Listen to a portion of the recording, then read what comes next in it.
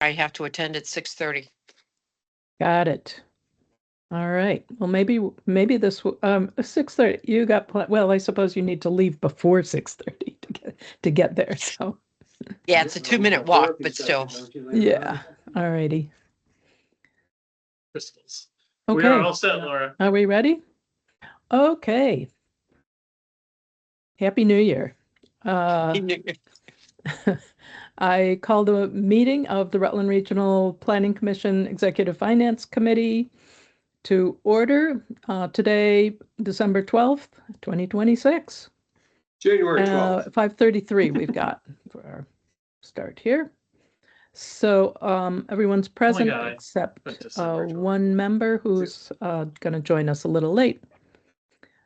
So I don't think we need to do introductions. Anyone need introductions? Nope. Oh, I think we're Hearing none. I do have one quick addition for the agenda, a very, very, very short executive session after January Board of Commissioners agenda, if you would. Okay.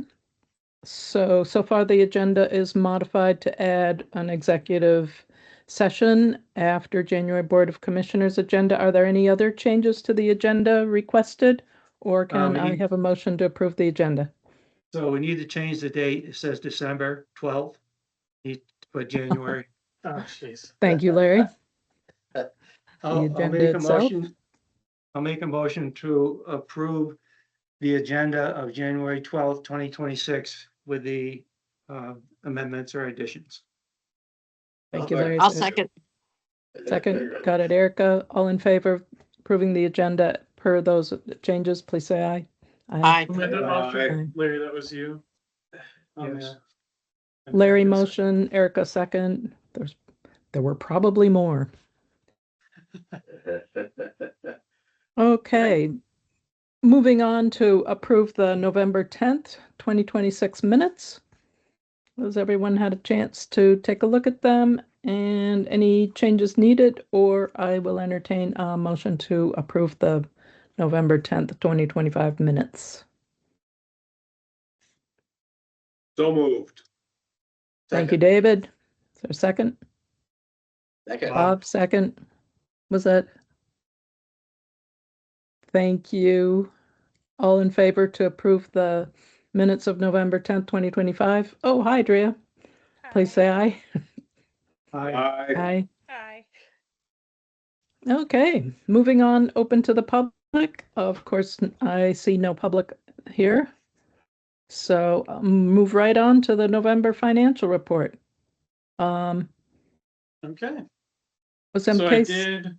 Okay. I will share my screen, but I did send this out just a few minutes before the meeting.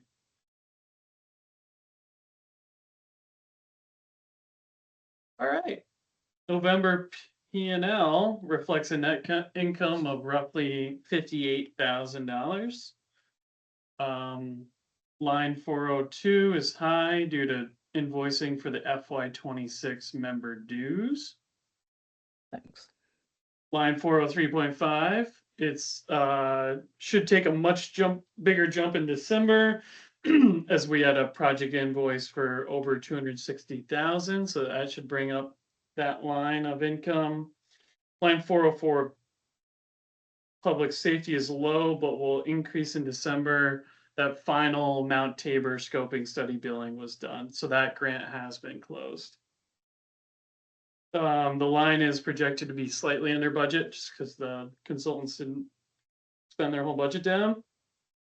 404B, BGS is low, and that's just connected to the MERP grant. We are starting to pick that work up. Those projects are kicking off and have to be completed by the end of the year, end of the calendar year.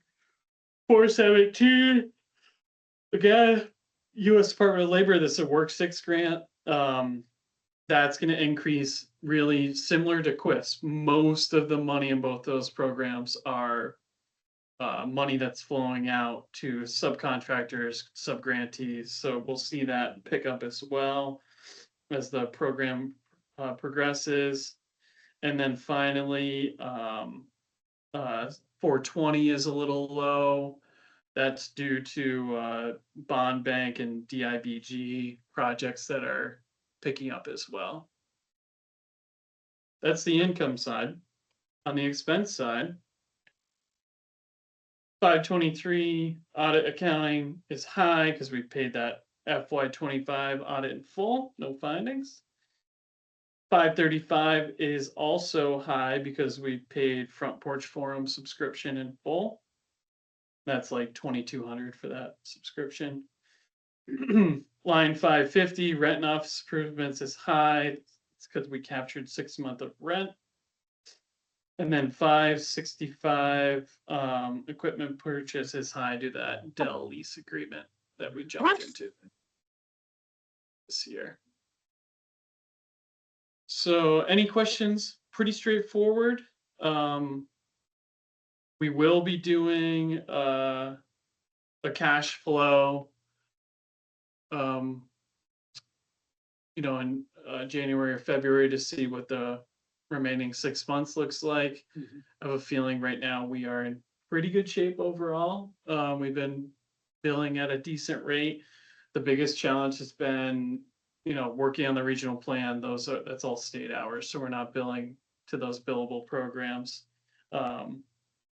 But in terms of accounts receivable, as of the end of November, that totaled $383,000. Of that, almost 18,000 was for Quisp. And then as of today, accounts receivable totaled $264,000. That is for informational purposes only.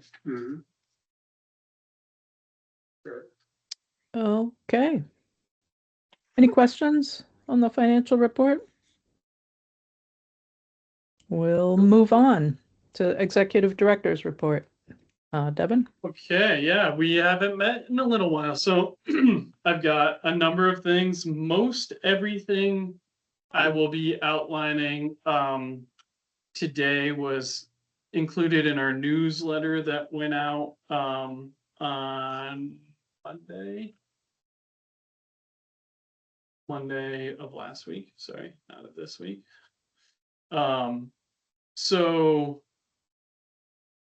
biggest news to share is we have additional staff resignations. So Barbara has retired. You guys are aware of that. Logan resigned. That's a huge loss. I can't even begin to tell you. So he unfortunately has moved back to Burlington with his partner. The commute was the issue.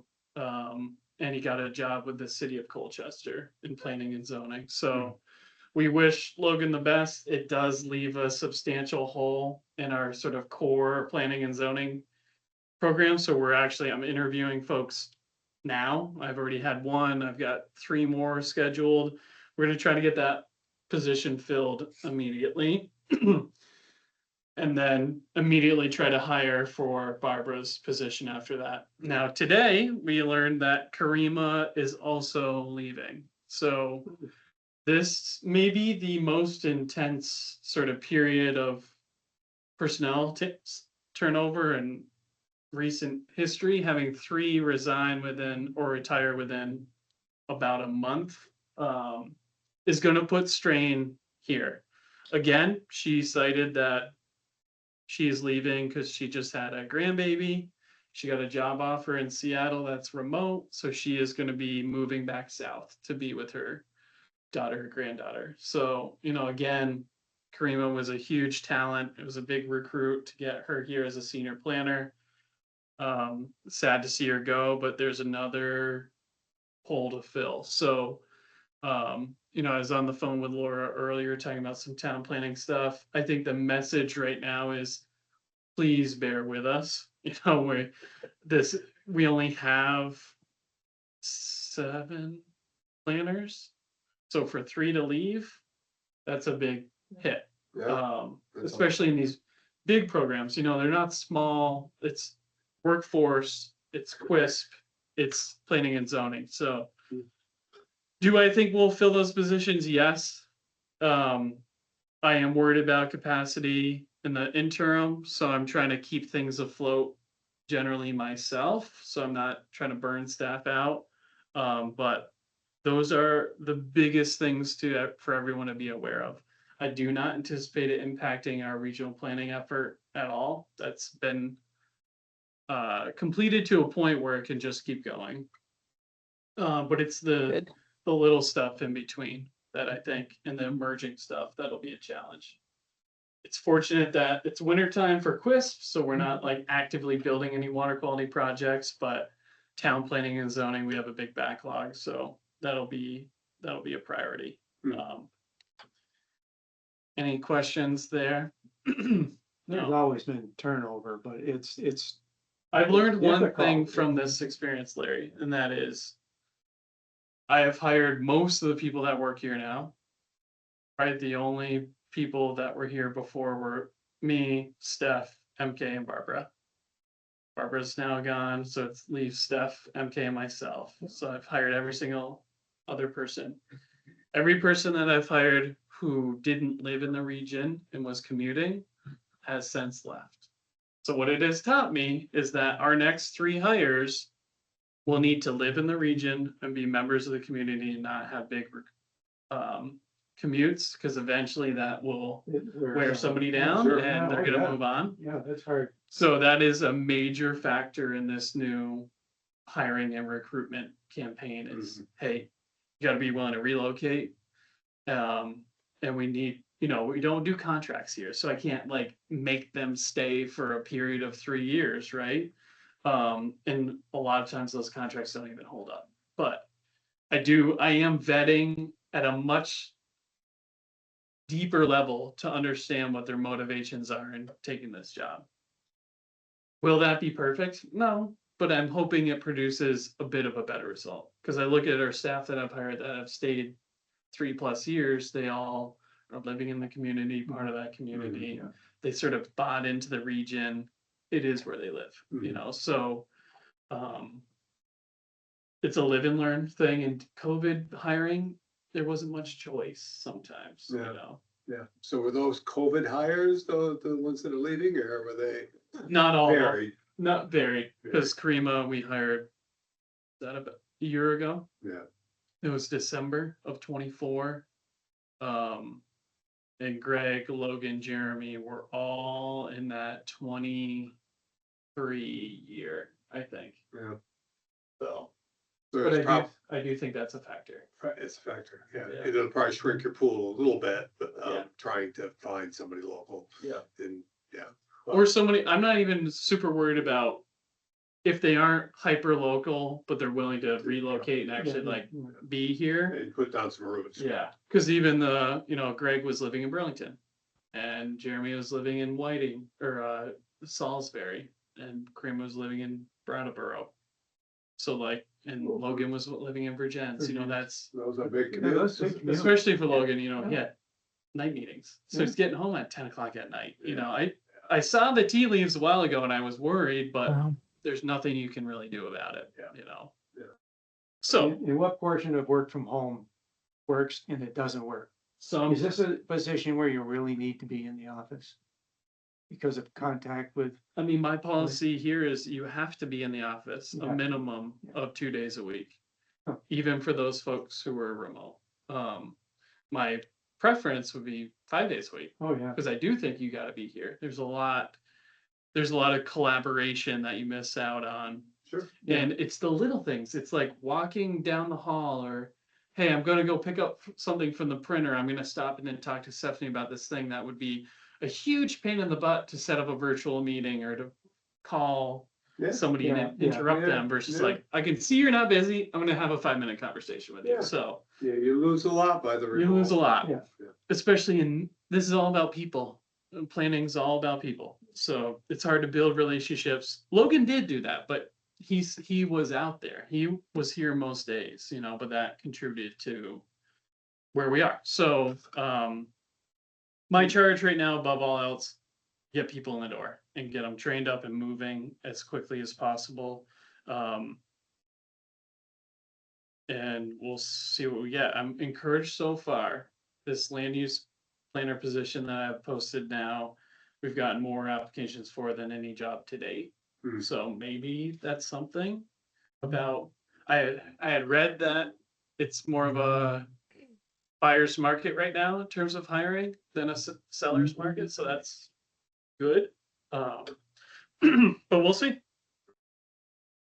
Any other questions on staffing? I'll keep going down the line here. Just remember not to burn yourself out.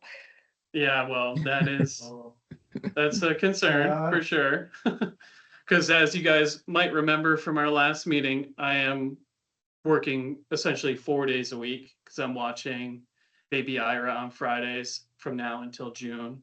So I'm trying to condense 40, 50 hours into 4 days. That being said, I'm still working a little bit on Fridays and then weekends. So I'll do my best, Drea, but I feel like I've got pretty good fortitude to see this through, even if it's short-term pain, long-term gain, right? So Yeah. yeah, I appreciate that. Yeah. Other new, yeah. Devin, you can always bring the baby to work with you. I know. And someday that may be a reality. It may be. Other important things of note, we resumed our town managers and administrators luncheon. That was last Thursday.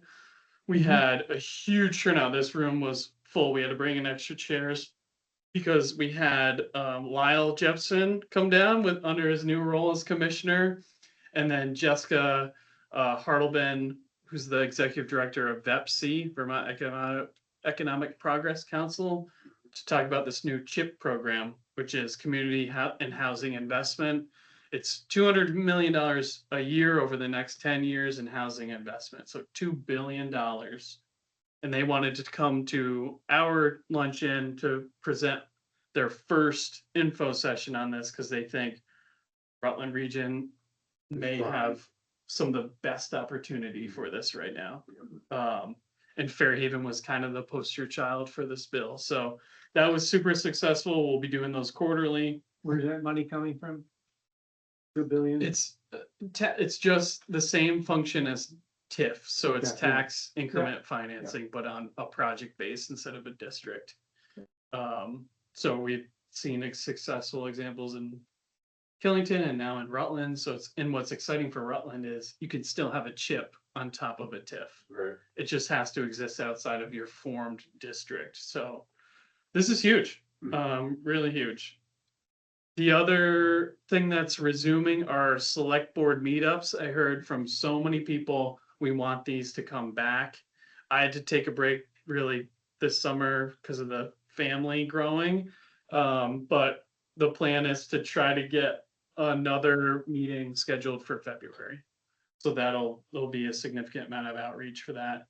There's a lot of grant opportunities open right now, so I'm really having folks pay attention to that.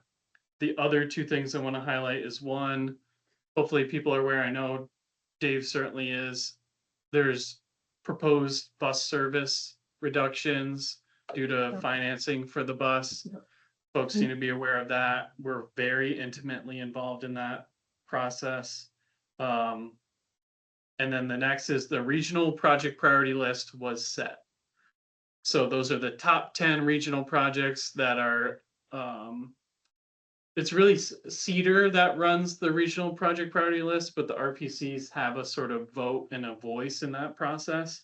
I've heard from a lot of towns that they really don't know about it well, and it's not well advertised. So next year, we, on behalf of Cedar, are going to do a much bigger push. You know, we brought it up to the board maybe in October. We put it in our newsletter, but I think we're going to be much more active in soliciting projects. This gives you a much higher ranking for Northern Borders Regional Commission grants. So there are implications. And in the past, it was mostly private sector. We are seeing more public sector. So the projects in order, and the order does matter. One was Fairhaven Skyline Resurrection, the former manufactured home facilities. 2 is Vermont Farmers Food Center. 3 is Rutland Airport Business Park, an extension. 3 is Town of Poultney Highway Garage and Rec Hub. That was 4, sorry. 5 is City of Rutland Center and Wales redevelopment. 6 is Benson Village Store. 7 is City of Rutland Creek Path. 8 is Vermont Adult Learning Workforce Development Project. 9 is Community Health Brandon, Public Facility Healthcare Access, and then 10 is Rutland Public Library. So those projects will be looked at again in 6 months and updated, that project priority list, but already a couple of these projects on the list are either actively getting funding, like Rutland City from Northern Borders, or seeking funding. And those are the big highlights for right now. Any questions on that stuff? Is that list anywhere in our publications or no? It was in the newsletter, It's in the but it's newsletter. not on our website because it's kind of a Cedar thing. Yeah. But Cedar's website right now, I think, is showing an old list. Yeah. So Okay. I would like to get it much more mainstream. I think people really need to know what this is and what it means, because to me, it's an indication of what our priorities are in the region. So it's, even though symbolically, I think it has a bigger impact than just, hey, you get priority on these grants, right? It's saying, hey, we as a region believe these are the things as economic development drivers that are gonna be important. So, yeah, I think, Does it explain how they were scored though? How one got 1 and 2 and so forth, or No. who did it or how they did it, the criteria? no, I didn't have room in a newsletter to spell that out, but I think that is really useful Well, information. who does Yeah. that? How does that? Yeah. Yeah, so I'm kind of Where does interested it in come that from? too, because I'm trying to think historically if that list, project priority list is, It's not been super public. well, yeah. I- Like it's been under the I radar think it's been totally. under the radar completely. Because Yeah. I don't remember that being voiced or to the Rutland City Board of Aldermen. I think until a couple years ago, when I started as director and started working with Lyle on this, I really presented the opportunity that much more public projects could be a part of this conversation versus like private businesses. And that's where I think we've started to see a little bit more awareness, but there's still like, Dave, the fact that you've been at this game for a long time on our board, doing all this Yeah, stuff, yeah, I think that says everything you need it to know. does. Yeah. Yeah, so- because I'm involved in. Everything. So there's no public input, right? It's just, Yeah, there's no public input. Is their board, the Cedar Board, put The together, Cedar- or Cedar staff? Cedar staff. okay. Their board finalizes the It list. blesses it, Yeah, exactly. but Cedar But staff. they give the puts- recommendation, and the recommendation is based on like, people submit applications and there is like a scoring rubric. Obviously, it's subjective, they always are. I think the bigger thing for me though is like, of this list of 10, I think there were only 12 projects submitted, or 11. So only 1 or 2 didn't make the list. Hmm. But to me, we have a lot more than 10 or 12 projects in the region that warrant consideration. So I think for me, we've always kind of walked a tightrope here of like, hey, this isn't our thing, so we want to step on toes. But that being said, it has a lot of impact, and we often are relevant in the implementation portion of these conversations. So I think the goal and what I'm hearing from you all is like, pound the pavement next year, make it much more known, get it out there, and bring some transparency to the process, which I can absolutely do that. I would think that the Rutland Herald would be very interested. They love lists. Yeah, exactly. They'll do it The for media you. loves lists. Yes. And, to get that on the front page of the paper. Yeah. That would probably make some people happy and some not so much, but I mean, Yeah. as far as I'm concerned, the list is nice and, Right. what's the real impact of that list? Yeah, I unless you seek funding, it's not a huge impact. It's really like, Exactly, yeah. unless you're going for that Northern Borders Regional Commission funding, which that's big money. Well, right. The Catalyst grant is huge money. Otherwise, I've asked this question, and now that Lyle's commissioner, I've even tried to like, okay, now tell me the reality of it. Yeah. Because the the talking points we've received so far are like, it's important for MBRC, and then it sort of gives staff at the state agency level an idea of like what your priorities are. That's what I think is the important factor that's less understandable and concrete, is that there's this list that ACCD, DHCD, DED all has, and they see it, and they might not directly do anything, but they also might indirectly be like, ooh, there's a funding source over here, non-NBRC related, that would be a great fit. And they start working their magic in the back end and be like, ooh, like I'm thinking of like Christy Farnham. She's great at always connecting money with the projects, right? So I think this list sort of says, hey, these are the projects you need to consider looking for money for. Mm. So that has kind of a big impact. So I was just curious as no, how they scored and, you know, this is what's most important, or, you know what, these top 5 have a possibility of moving forward. These other ones, not a chance. I that's mean, the there's just conversation that too many we had layers this and year steps of that- like, yeah. hey, I this didn't- I one didn't- we know is going to apply. It needs to get up the list, right? Mhm. So there's some intangibles that like are hard to put into a scoring framework, you know, but the list, I think for me, just needs to be, the awareness needs to grow to add more projects to the list, Mhm. you know? So it's a little bit more competitive than it is now. Just on a regional level, if it ever came to the full board of commissioners, you got your representation there at that meeting. There may be input Right. on that level. Absolutely. And everybody's gonna be lobbying for their own municipality. I get That's that. okay. That's That's what fine. they're there to do. Yeah, Right. that's okay. Right. Okay. All right, well. Okay. Learn something new every day. More of that one down, yeah. Yeah. Surprise, surprise. Anything else for exec director report, Kevin? No, that is it. Okay, you want to move on to regional plan update then? Yeah, so this will take the bulk of our time, and I don't need to spend a ton of time. We can always talk more offline or schedule additional meeting, but okay. Hopefully you all have had a chance to read this and look at the links, and most of you probably got our memo that went out directly to towns. But okay. We reached that big milestone. We made it. We're the first RPC to make it through their land use review board pre-application process. Doof, that was brutal. It was way more work by light years than what we were expecting. And then it was really bumpy being the first RPC through the door. But we did it.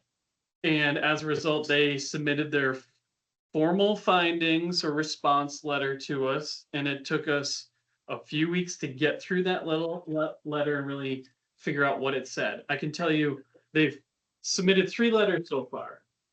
They submitted ours, they submitted Northwest, and they submitted Chittenden's. And those 3 letters are hugely different between them because they are learning as they go. So the LURB's letter now, most recently to Chittenden, looks and discusses things differently than it did at our letter. So I have met with the LURB chair since then to be like, okay, you're now saying this was required for us, but not for Chittenden. Is it still required for us? No. Okay. So I've asked her to reissue a response letter. I don't know when we'll get it, correcting some of the issues in that letter and also changing what is a requested revision versus what is an advisory revision. The advisory revision is just their general feedback. We don't have to do it versus the required revision. If you don't do it, your plan will not pass the LURB. So that was a lot to work through. We have worked through all that. We know exactly what we need to do and what we don't need to do. In terms of the plan itself, there wasn't a ton. I think the biggest revision we had to make was they did not accept our healthy, equitable, resilient analysis as appropriate enough for the environmental benefits and burdens analysis, which is that new requirement where we have to map our environmental justice populations and analyze whether they're impacted, disproportionately than the rest of the region on a number of factors. So we did that, and it's pretty much done. And the analysis is only as good as the data, which the data isn't great. So, but it's done. So I think we meet the letter of the law. There are a number of little changes like, hey, better explain your housing target. Hey, add more information in your land use chapter. So we've done all the narrative components generally. The enhanced energy plan was the other thing that's reviewed separately by the public service department. So we actually had to work with them directly to make updates. This was a challenge because Jeremy left, right? So we have Sean updating somebody else's chapter. However, we think we've addressed all those deficiencies. So plan wise, I think we're good. Not major structural changes to our plan at all. So what you all approved and what we sort of produced as a committee and promoted to the regional or to the full board hasn't changed a ton. That being said, the future land use map has changed a lot. So there's a lot there.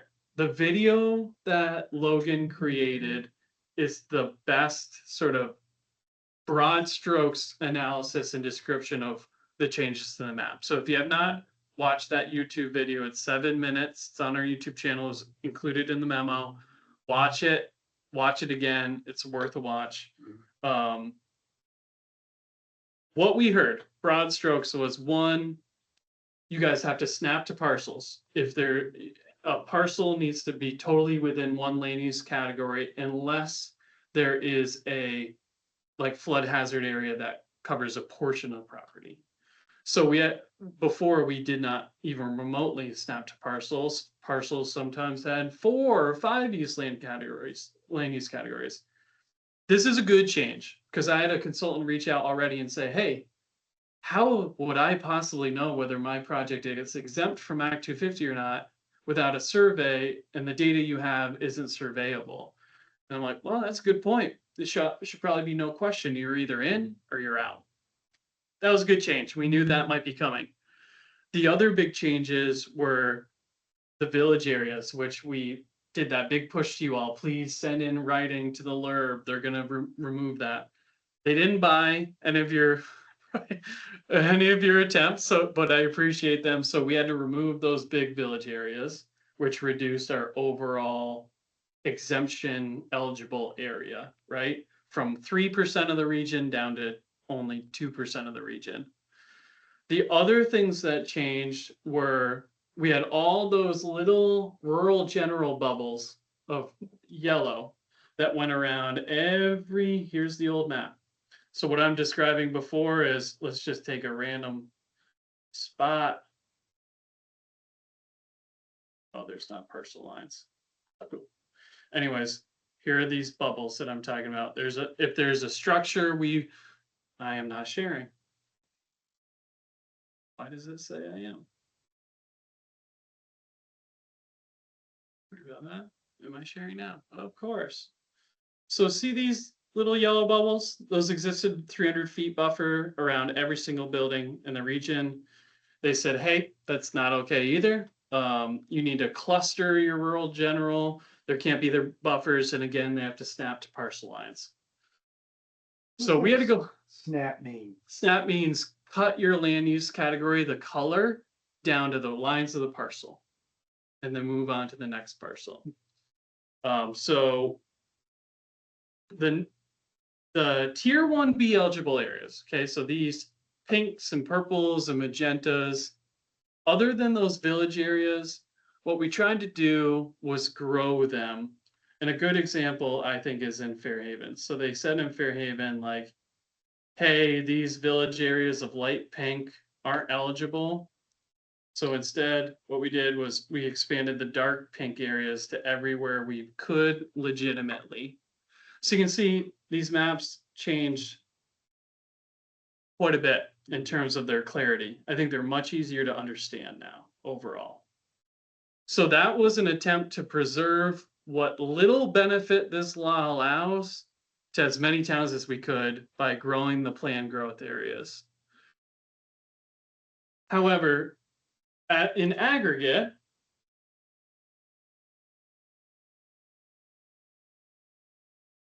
this up already, I apologize.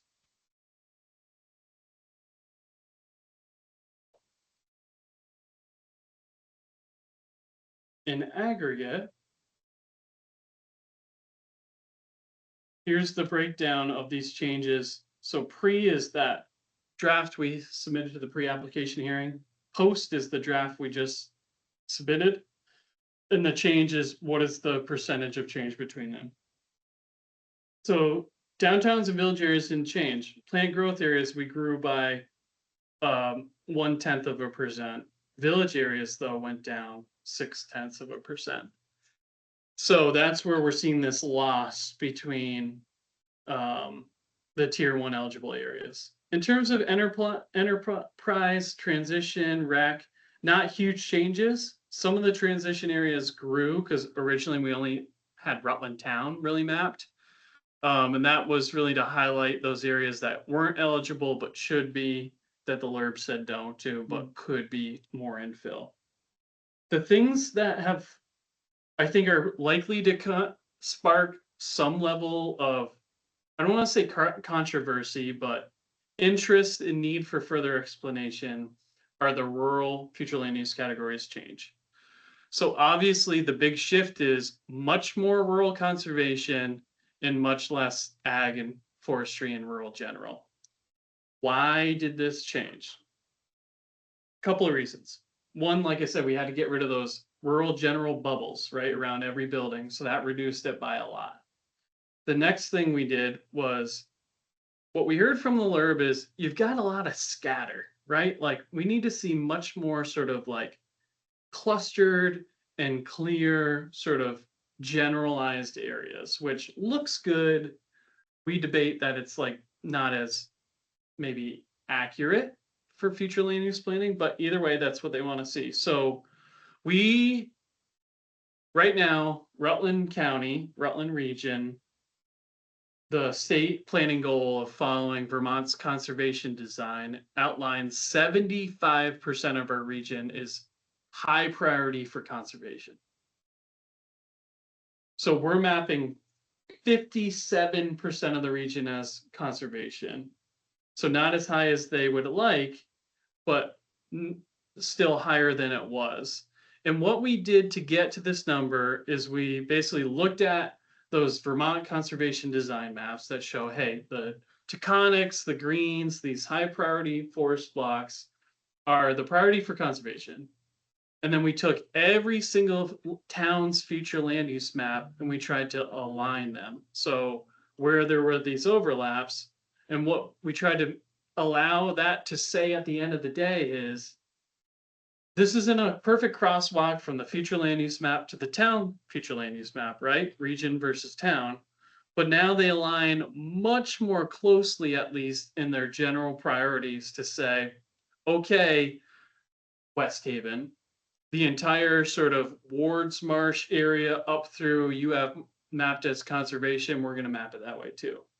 Hey, Pittsford, hey, Clarendon, along the Otter Creek Channel, you have it as conservation 1 and 2. We're going to map it as conservation. So I think it makes much more sense. And if we look at it, pulled way back, I think when you look at the region between these two, the new map resembles the actual region quite a bit more, where these big swaths of green are really huge, huge forest blocks that are undeveloped.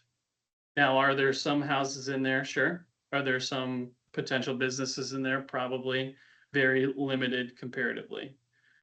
Where I think there might be an issue and where people might need further clarification is, hey, my property was in X before, now it's in conservation. What does that mean? And for Act 250 and for this planning effort, it doesn't mean anything. So that's what's really challenging to communicate right now is, for this purpose, you are either in tier 1 or you're not. So if you're in the pink, so let's take Rutland. If you're in this pink purple area, you may be eligible for Act 250 exemption. Hopefully in Rutland's case, it's full exemption. Mhm. But if you're in this green area, or if you're in this yellow area, or if you're in this blue area, it's all tier 2 and it does not make a difference. It's status quo Act 250 as it was before, plus the road rule, right? But the road rule and tier 3, those are completely separate efforts from this mapping effort. So what I'm trying to communicate to folks is I think there's from certain towns, I've only heard so far we've sent these memos to all 27 towns. I've only heard from 2. One town, I heard from Proctor, they were concerned about the library pass being mapped incorrectly. They were looking at the wrong map. They liked the new map for a library pass where the carriage trail comes in. Pittsford, it's much more specific to a couple individual parcels that are working lands that now are mapped as conservation. They would much rather see them as ag and forestry. In those cases, I have communicated and will continue. We're not against changing those rural categories if they can pass a straight face test. If you're saying, hey, I'd much rather see my land, it's an actively managed woodlot that's being forested. I've got some other agricultural uses. Okay, fine. What we didn't do this time is take every single current use parcel out there that's in the program and map it as rural ag and forestry. And we didn't do that ultimately because it didn't meet the state planning goal. And 2, when you look at land cover, it didn't really jive with what we were seeing in terms of like open working fields for agriculture versus a woodlot in a dense sort of like contiguously forested area. I can tell you right now, the issue that we're running into and what we'll probably see during our public hearing process is it's not what folks are worried about now. It's what folks are worried about potentially happening in the future. I've heard from several people, okay, the state's not controlling my land now and that it's mapped in. Right. Well, what does this mean in the future, or what I can do with the land, or what Joe can do with his land? I think the concern, Dave, is if the legislature decides, hey, anyone mapped by RPCs under rural conservation, we're going to restrict their development potential. If that happens, we will throw this map away and start over because we are working under an entirely different framework right now that says any rural category does not have an impact. And our plan even says in our narrative, you guys have all read it, we say in big letters, we do not restrict growth in any rural category. We say it's appropriate to consider your context. Don't build a Walmart in a woodlot, right? Which wouldn't happen anyways, but it's the pinnacle example of context insensitivity, right? So what I think is going to be important for us to communicate along the road is here is what it actually means now. If you're worried about something, a hypothetical of the legislature making this, quite frankly, they would never, this change would be insanely restrictive. I can't imagine they would ever do it, but who knows? That means whatever we mapped before would be working under an entirely new framework, and we'd have to go back to the drawing board. So that's been my messaging, is like, if that's the case, we won't have this map. This map won't look this way. So that is like the extreme Cliff Notes version of these changes. I very much would encourage you all to continue working with your town select boards, planning commissions to make sure that they're seeing this, that they're taking every opportunity to reach out if there's an issue. What we want to hear right now more than anything is we want to catalog all the changes that people want to have made to this map so we can make them after the first public hearing. The idea right now is this map for the first public hearing is set. We don't want to make changes before we warn the public hearing in February. There's too many moving pieces. Like, let's seek feedback on this draft and then change it for the final public hearing, which we have plenty of time to do all of that. The challenge is there are things we can change and there's things we absolutely can't, because the LRB has told us, if you don't follow this, you're not likely to get your plan passed. So that's going to be the balancing effort for not only the staff here, but the commission as well, to say, hey, we understand not everything's ideal, but the framework itself is not ideal, right? And regional planning commissions through VAPTA, we're trying to propose legislative changes this session, very minor tweaks to, right now there's a lot of ambiguity in the language, and as a result, the LRB is taking a very conservative stance. Like those village areas, they said, nope, the law is ambiguous around the village areas. It doesn't say you can do it, doesn't say you can't do it, but they're taking the you can't do it approach. Mhm. So if those statutory changes aren't accepted and they don't pass this session, which there's a lot of leadership in the legislature signaling that they don't want to open this up because they're worried the whole thing will sort of burn alive as a result. So I think whatever we're operating under for a framework isn't going to change this year, maybe next year, right? So number one thing, awareness about this new map. The second thing is taking advantage of the opportunities to learn more about it and to share input. So this week, tomorrow at noon and Thursday at 6 o'clock, we're hosting 2 informational sessions on this new map. They're both hybrid, so try to give people as much opportunity as they can, whether they attend in person or online, these 2 days to basically come and ask questions. It's like an open office hours. So I will be at both sessions answering questions, taking down feedback on individual town maps or the entire regional map. Mhm. So I'm curious, you guys who have spent, oh God, 100 hours up to this point working on these 2 maps, have you had a chance to review it? Are you concerned at all about the changes?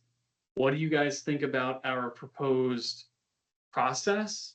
Technically, we're following the same process we laid out 2 years ago, but still want to make sure it's in line with what you're all thinking. And yeah, just any general thoughts, feelings on this?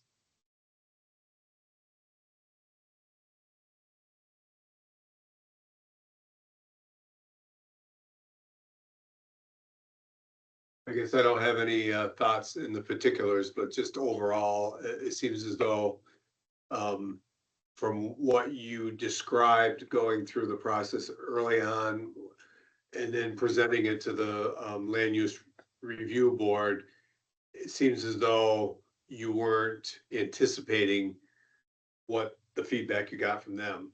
And therefore, I don't know if that was a misjudgment or. Leading into it, well, two things to that, Dave. I think we were the first one through the door, so we couldn't have anticipated completely, but we did hear some things from them, like Killington, for example. They were sort of signaling like, that's not going to fly, but we did it anyways because the town asked. And we told them going into this, like, this map we're producing and showing you right now is everything that the towns want within what we believe our interpretation of statute is. So we thought more of it would have been in line, and I think the other regions have thought that way too. And we thought there would be much greater deference from the LRB to the RPCs to be like, hey, you guys worked Right, you're on the hundreds ground, of hours Right. with towns directly to map this. Right. Maybe you know more than we do. but not so much. No, there's been much more of a micro approach to these. And I think there's also a very much of interest in seeing pretty maps versus reality of a map. Like a great example is Castleton. Pull it right up because it's clear as a day. They don't like that this is so linear right here. Well, that's the way the town is laid out. Right. There's a river on one side and there's a highway on the other. It's historic. That's been that way forever, and it's already a legacy village center. So there's a bit of a philosophical challenge there, I think, with some of the members of like, hey, we need more density. Well, the density doesn't exist. So I didn't anticipate the changes being to the map this much. Mhm. Am I happier with it? In some ways, yes, because I think it's much more usable. But I'm not happy that we gave up even 1 acre of tier 1 eligibility. Mhm. I think we should have seen growth, not Right, reductions. right, So yeah. I don't know if that answered your question. or Well, not. kind of, yeah, because I've heard time through the grapevine from a couple of people that, well, what those regional planning commission is trying to do is conserve all the, and I'll tell you who, Charlie Brown. Oh, I know. Yeah, I know. I know. And now I take it with a grain of salt, Sure. Yeah. but, but if he's saying that, then others are too. I think That's in a- FYI VT, I don't know if you guys follow that. Yes, Dave page, Suya. Dave Suya picked this up. I gave him all the data. He asked for it. I'm like, yeah, Dave, thanks for covering this. We want more awareness of this because there are some realities. Not everything he reported was totally accurate, but that's the way it is. The thing about me with the conservation piece is it is in no way forcing anyone to do anything. It's saying, hey, the state and your own town future land use maps are saying that these areas are the highest priority for conservation. Whether you choose as a landowner to conserve or not is completely up to you. But know that this is a high priority wildlife corridor. It's a high priority forest block. It's an important natural resource. So consider that when you do development. If you still want to develop and your town zoning allows you to, go for it. If Act 250 allows you to, go for it. So I think that's what I really want to try to communicate is here is like, no one's land rights are being taken away by anything that's happening on this map. And I think that's going to be a challenge to communicate I that. think it is too. Even though we've been through this already and we've met with all 27 towns, the other sort of complaint I've heard is, why haven't you been back to our town? We never had planned to go to towns again before the public hearing. I don't think capacity wise, even if we're fully staffed, we would be able to get to 27 towns within the next month anyways. So what I want to do, and hopefully you guys agree with this approach, which we set out from the beginning, is let's use the first public hearing to be the public hearing to seek feedback. This is a draft. This is not set in stone. So let's see how that goes. I do think whether it's an indicator or not, there's something to be said that we have only heard from 2 towns. And those memos went out on December 30th. So it's been 2 weeks, not a ton of time. We'll see what happens after the informational sessions, but I guess my question to you all, as like the ad hoc regional plan committee, in addition to executive committee, are you feeling like we've done enough work and have sort of laid enough groundwork up to this point that there's not a need to sort of like get back in at an intense level and tinker as a board versus take these map changes based on the LRRB, make tweaks based on individual feedback from here on out, but sort of accept the changes as they are and bring it to the full board next week.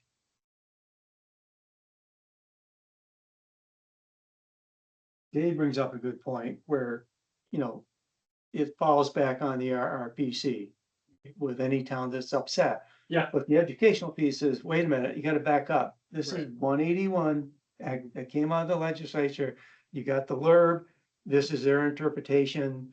The staff went out to every town, whether it's the select board or their municipal planning commission, and went over the land use map, future land use map. And, try to bend and be as flexible to their choices and knowing, what you want and what the LRRB is going to come out of interpreting Act 181 are going to be different. So this is a gray area. Let's try it. Well, now you found out that the LRB is saying, No. this is not the interpretation, you've crossed the line. This is, you're doing things that are not in the act. Yeah. We're interpreting the act, this is what we do. In the end, you know, after this give and take, they have the final say, I'm guessing with no appeal. No appeal. Okay, there's no appeal. So that's part of the education piece is, wait a minute, don't come back on RRPC. We try to do the best we could to each municipality. You have different political climates out there, Mhm. from one select board to the Oh, other. big time, yeah. From the western side, it's different. Dave knows what it is. You know, we all do. Sure. They have different interpretations and, you know, they probably don't like what comes down from the legislature. And a different legislature where the balance is different, you'd have you'd have a different act. Yep. So that educational piece needs to be out there. It's, Yeah. One thing this I is how can, we got to where we are, yeah, but at some point, unfortunately, our hands are tied. Yeah. At the and end they're of the not day. completely tied right now. There Well, is no, you're wiggle right. room, It's back but and forth, yeah. you're right. Some things they are tied on. And one thing I am supremely confident that we did, but of course it's been a while, is when we went to all of your towns for those MAP meetings, we said, we're going to do everything we can under the sun to get you what you want within the framework. But note that when we go to the LRB, they have the final say. And when they say a change has to be made, it will supersede whatever we want and whatever you want. And I'm confident Stephanie, Logan, and I in our town meetings made that disclaimer. But again, that was a while ago now. So I think it bears repeating. Yeah. And that's something that'll, of course, be a part of these informational sessions. But, you know, my thought is that up until this point, in terms of the RRPC itself, the staff, and the Board of Commissioners, there's been generally unanimous support for the direction of the plan and the direction of the map up until this point. And I have no reason to believe that would change now, is what I'm saying. And so when we bring this updated map and plan, well, not the plan, really just the map for right now, to the board next week and say, hey, here's the changes. Everyone's seen it, right? Everyone was copied on all these emails and exchanges that, okay, we're still on the same page and on the same schedule of, okay, the next step is warning for a public hearing in February that we'll hold that public hearing in March. Yeah. Is I that, I don't see any reason to change that. yeah, Yeah. does everyone else agree on that? Yeah. Okay. Yes. When you expect to hear back, would you expect to hear from a planning commission or a select board? So far, we have been making the final say-so goes with the select They're board the elected officials. because they're elected. Yeah. And that's what they've wanted generally. So far, every select board has preferred, yeah, the planning commission can weigh in, they can monkey around with it. Some select boards have even delegated it back to the planning commission, but generally speaking, they've been the ones to want to make that call. So if I had my druthers, we would have produced one map and we would have been done.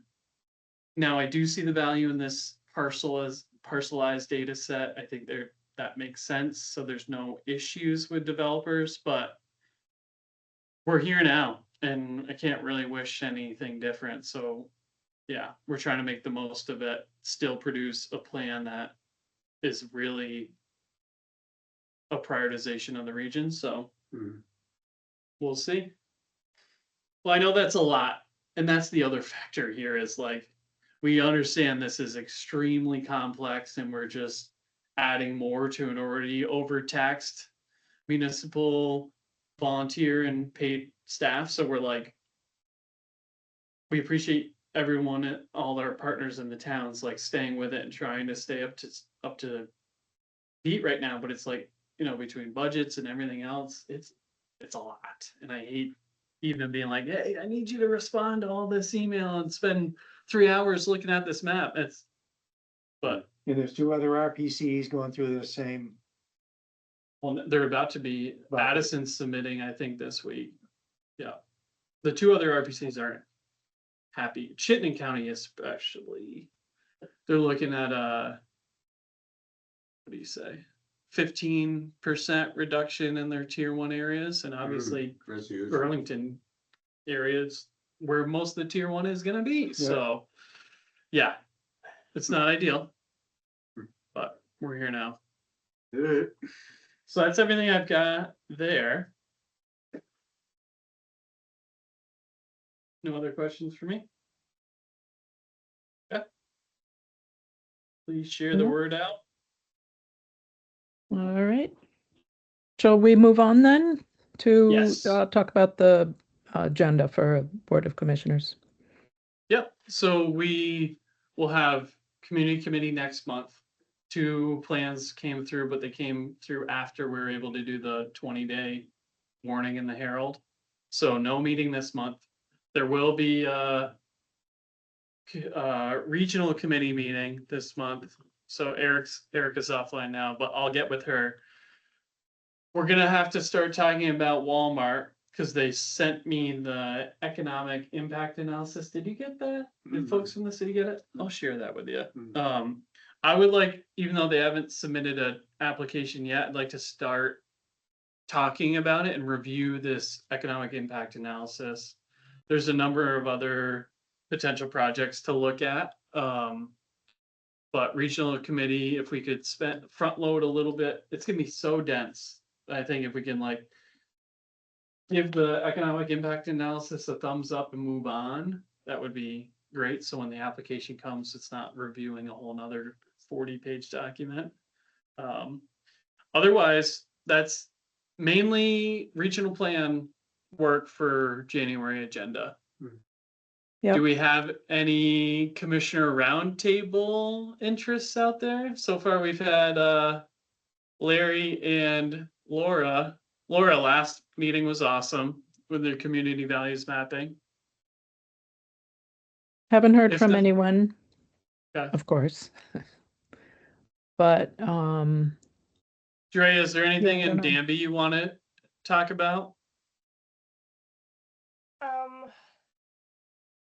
We're fairly quiet other I was than gonna our say. whole school situation. Yeah, yeah. But planning wise, you're not doing much right now. No, we are probably gonna get started looking at our plan. I believe that's up in 28. 28, yeah. You guys? Anything? No, we already did Otter Creek CUD, right? Didn't Laura do that a long time Right. ago? Yeah. yep, Although it might be cool at some point, it doesn't have to be this month, for now that the broadband map has been updated, showing like, hey, here's 2022, here's 2025. Look at the difference in coverage. That'd be pretty cool. Like post OCCUD. Yeah, every premises did that. Yeah. I can talk to Sarah We're- Bucky. She's doing, they just finished their merger study. And they're about to do a capital improvement plan, which the only other community who's done one is Rutland City, and I would like to see every town have a CIP. So I could ask her to talk about that. who did you say? Sarah Pelkey from Pulte. Oh, yeah, yep. Okay. Cool. And that's it. Should be pretty straightforward.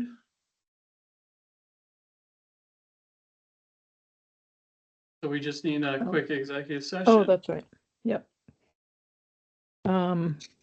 Are we ready to, we need to make a motion to go into executive session per, I'm not sure if do you have the language in front of you, Devin? I'm trying to pull it Say back why. up from a previous.